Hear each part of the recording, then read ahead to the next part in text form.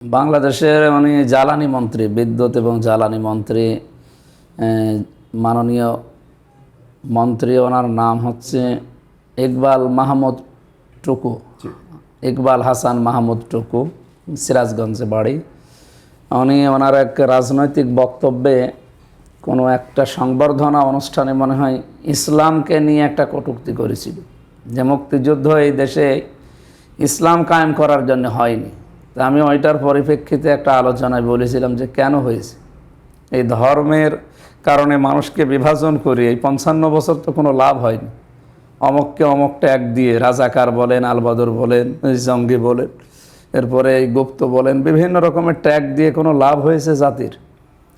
উনি এতটুকু বললেও কিছু বলতাম না, কারণ ওনার সাথে আমার ব্যক্তিগত পরিচয়ও নেই, এর আগে কোনোদিন আমার দেখাও নেই। ওনার দেখাই হইল সংসদে আসার পর। কিন্তু বিষয় হচ্ছে উনি ইসলামকে আঘাত করেছে। এই কারণে আমি বলেছিলাম ওইটা, যে ইসলাম বিদ্বেষী বা নাস্তিক, যে সমস্ত কথা বললে মানুষ নাস্তিক হয়ে যায়।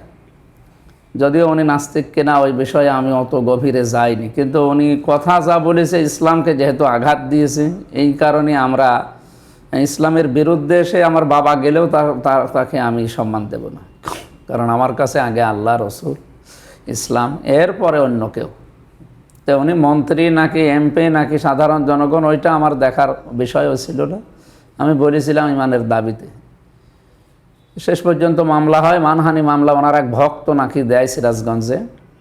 পরবর্তীতে হাইকোর্ট থেকে আমি যে জামিন নিয়ে আসলাম, হাইকোর্ট জামিন দিয়েছে এই কথা বলে যে আপনি মামলা দেওয়ার কে, আপনি কি, আপনাকে কিছু বলেছে?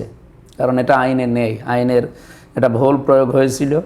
যারাই মামলা নিয়েছিল বা মামলার এই যে অ্যারেস্ট ওয়ারেন্ট জারি করা, যেটা, আর সংসদ সদস্যদেরকে অ্যারেস্ট করতে হলে যে সমস্ত নিয়ম নীতিগুলো আছে সেগুলো তো অনেক দূরে।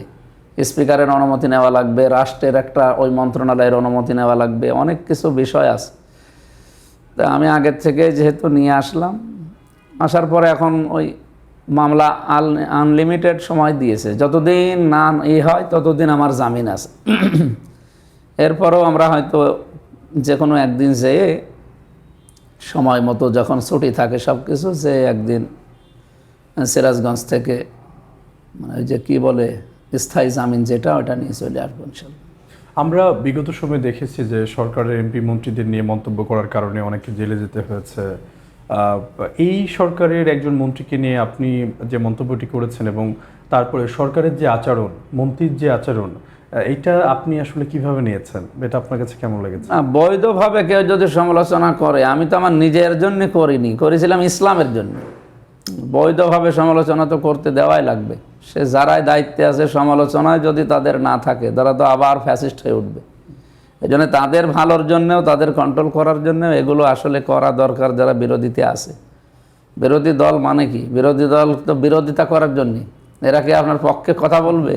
এরা তো বিরোধিতা করে আপনাকে সঠিক পথে রাখার জন্যেই সবসময় চেষ্টা চালাচ্ছে। আমরা 77 জন আছি বিরোধী দলে, আমরাও চেষ্টা চালাই ওনারা যেন আগের মতো হয়ে না ওঠে।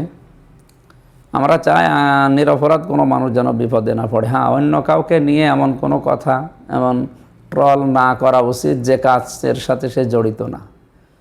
যেহেতু উনি সরাসরি জড়িত ছিলেন, তার ভিডিও আছে, এই কারণে আমি ইসলামের দিকে তাকে এই কথা বলেছিলাম। পরবর্তীতে সংসদের ভেতর ওনাকে বললাম যে বিষয়টা এমন হয়েছে, আপনি, উনি বলছে ঠিক আছে, ঠিক হয়ে যাবে, ওই ভক্তরা এগুলো করে, অসুবিধা নেই। তারপরেও তো মামলা অ্যারেস্ট ওয়ারেন্ট বের হওয়ার পরে, সমন জারি হওয়ার পরে আমরা তো এখন অলরেডি ঠিক আছে।